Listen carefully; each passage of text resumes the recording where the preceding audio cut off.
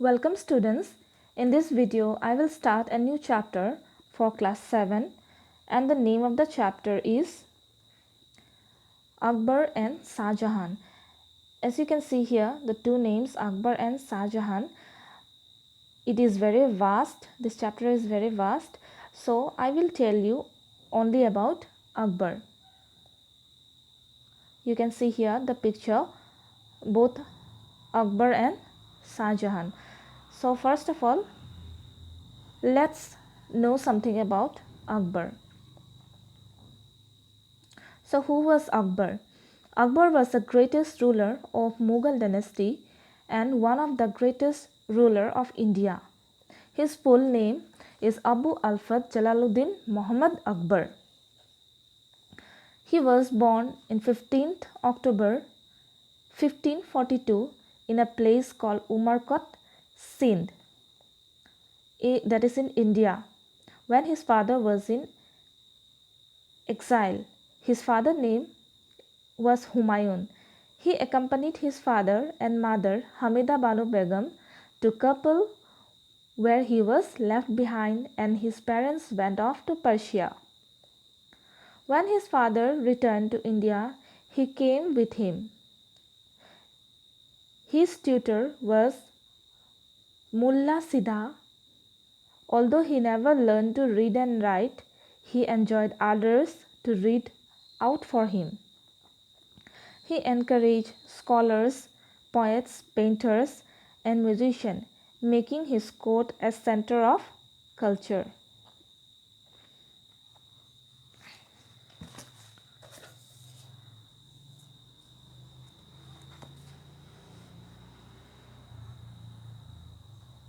Akbar was the greatest ruler of Mughal dynasty and one of the greatest ruler of India. He brought glory of the empire and is called Akbar the Great. Next, we will see about expansion of the empire by Akbar. Now, expansion means expanding the empire, and he had expanded the empire, that is Akbar. So here are some points I have mentioned.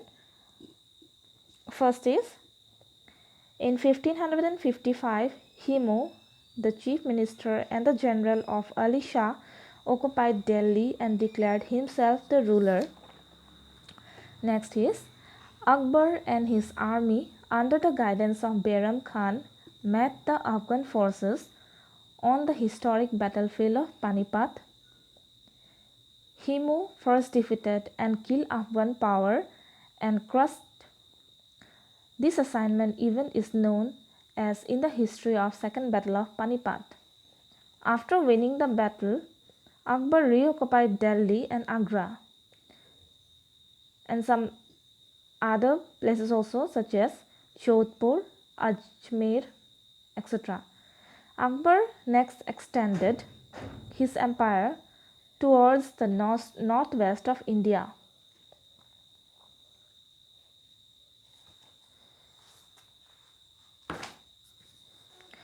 Next is the Deccan Campaign, AD 1591 to 1601.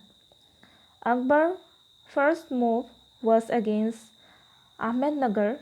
The kingdom was bravely defended by Chand Bibi and only some parts of it was annexed by the Mughal. In 1601, Akbar invaded Khandesh and captured the famous fort of Burhanpur and Ashirgarh.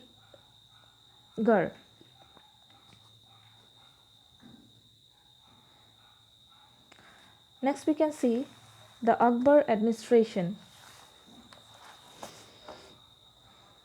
Akbar was not only a great empire builder but also a great administrator.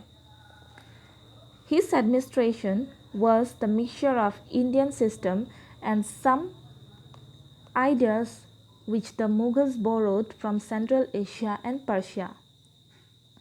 He had an excellent administration, and some main features are central administration, Mansabdari system, army, the officials, and there are some other also, that is the provincial administration, the revenue system, and income from trade. So first we will see about central administration. In central administration, all the powers of the empire were centralized and is headed by the king. He had a council of ministers to help him. The panchayat system was duly recognized and it looked after the village affairs. Next is Mansabdari system. The literal meaning of the word Mansab is office or rank of dignity. Akbar introduced the Mansabdari system. In this system, every officer or a noble was called Mansabdars and he was given a Mansab or a rank.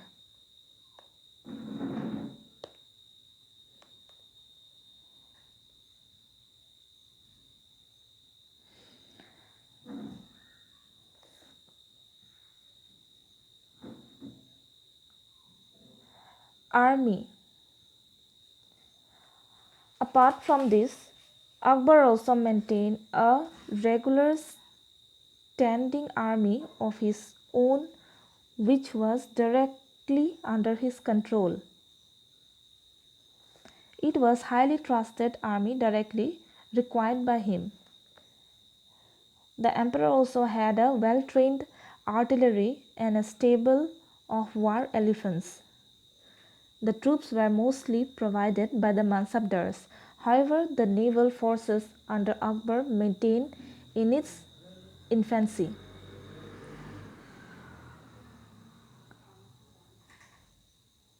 Next is the officials.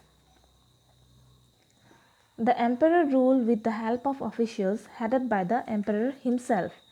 There are two people that they were the Wazir and Mir Baksi. These were the most important officials. Here, Wazir was the head of the revenue system and Mir Baksi was the paymaster. He looked after the army organization. The emperor used to hold meeting with the senior officers in Diwani Khas. Here you can see in the picture, this is Diwani Khas, image of Diwani Khas. Akbar was also easily available to his people daily in the balcony of his palace, and he used to give a glimpse to the people what was known as Jharokha Darshan. He would meet his people in Diwani arm of his palace. Next is the provincial administration. The whole empire was divided into 15 subas or provinces. The subas was further divided into a number of sarkars and each of these was divided into number of pargans. A group of village made one parganas, that is one head. The pattern of administration at the capital was applied to the subas also. The governor of the province, the subedar, was the most important person in the province. And the in charge was Kotwal. And he was the in charge of the town administration. And what was the duty? The duty of Kotwal was to maintain law and order and inspect the weights and measure used by the merchants and to keep a register of all the person living in towns and its neighbors and including the foreigner visitors also.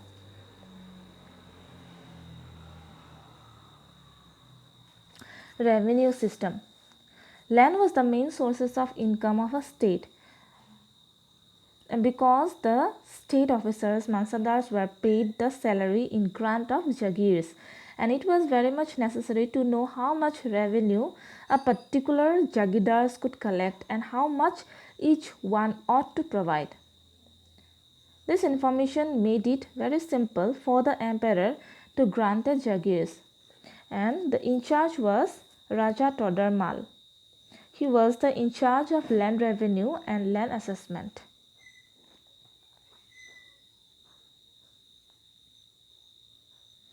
Income from trade. Revenue from trade was not so large. Gujarat and Bengal were the two important centers of foreign trade. India carried a trade with Central Asia, Persia, and Russia. She exported textile, indigo, salpetry, and spices. This was another sources of revenue through much less in compared to land.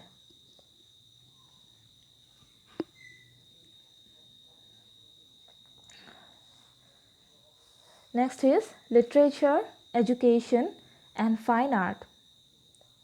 As I had told you earlier, Akbar never learned to read and write, but he was very fond of knowledge. He was very knowledgeable person. So how he was learning? I told you earlier, he learned by ear, then by his eyes. He made the things or he made the book to read by someone, and he was learning by hearing. He would discuss the ideas contained in this book with eminent scholars, and he had two literary gems, two person. Akbar's court had two literary gems. One is Abul Fazl and the other is Faizi. Abul Fazl wrote Akbarnama, and Akbarnama is an account of Akbar's life. It is written about Akbar's life. And Faizi was a poet and he was a Persian writer. He had translated Ramayana and Mahabharata from Sanskrit to Persia. And Abul Fazl wrote the preface to Persian translation. There were some Hindi poetry also received great encouragement, such as Keshav, Rahim, Surdas, Tulsidas, etc. Rahim's couplets are still popular in our generation also. Tulsidas' Ramcharitmanas is read with the revenue throughout the world, particularly by the Hindus till today.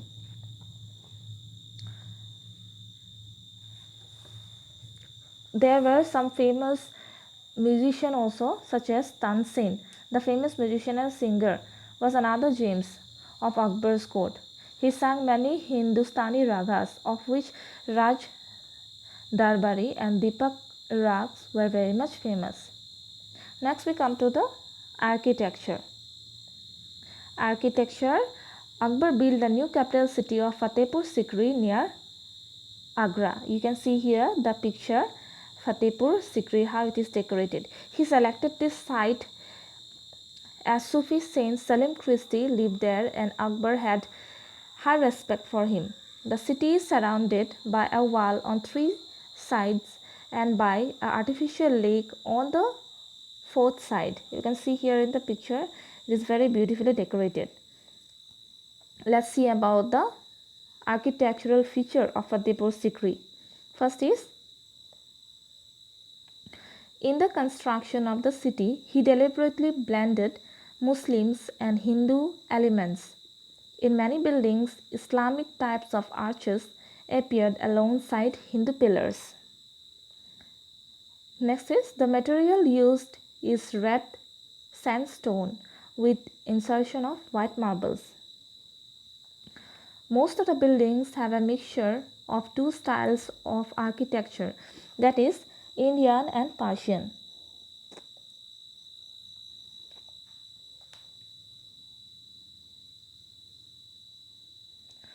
There were some other mentioning buildings at Fatehpur Sikri. You can see here the names. First is the tomb of Sheikh Salim, the Panch Mahal, Jodabai Places, the Jama Masjid, Devani Khas and Devani Am, and Buland Darwaja.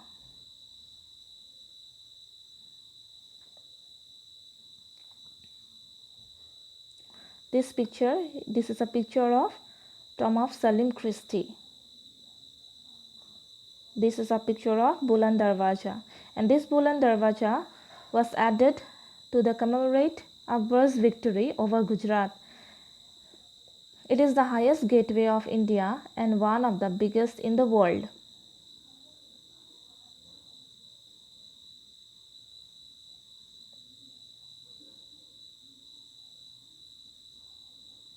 Now let's see about Akbar's religious policy.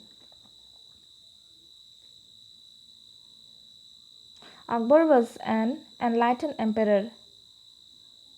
He had a liberal views on religion. He believed in the basic unity of all the religion and respect all religions.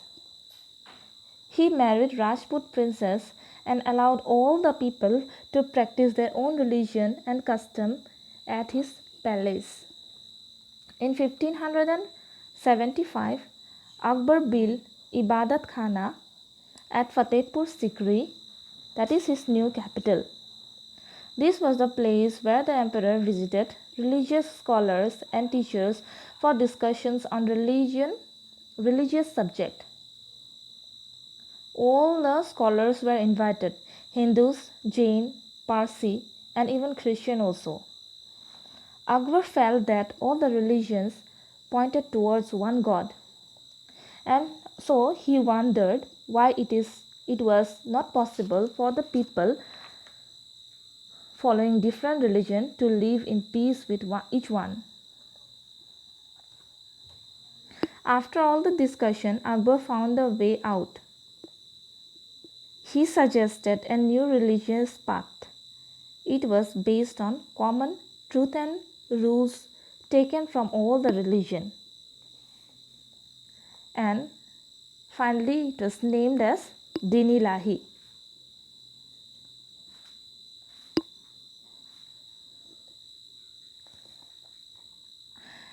And the meaning is of this Din-i-Ilahi, that is the religion of one God. It was not a religion, it was like a Sufi order. Akbar did not force the people to join or accept Din-i-Ilahi. Even his own minister Raja Man Singh refused to join it, and he disapproved of it openly. Raja Birbal, however, sincerely followed. And under this Din-i-Ilahi, Akbar became the spiritual guide of his people. He discouraged the killing of animals and advised the people to stop eating meat at least for a few days in a year. He also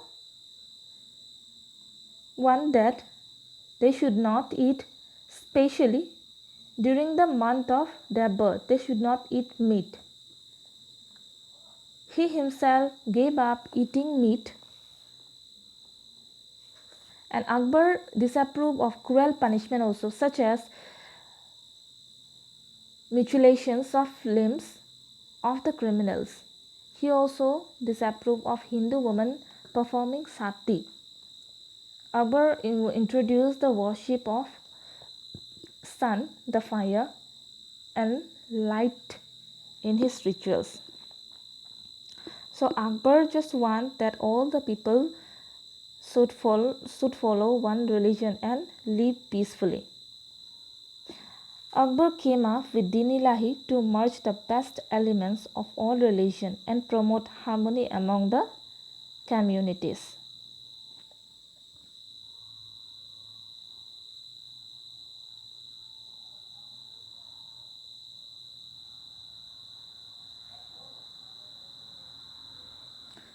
Lastly, the estimate of Akbar.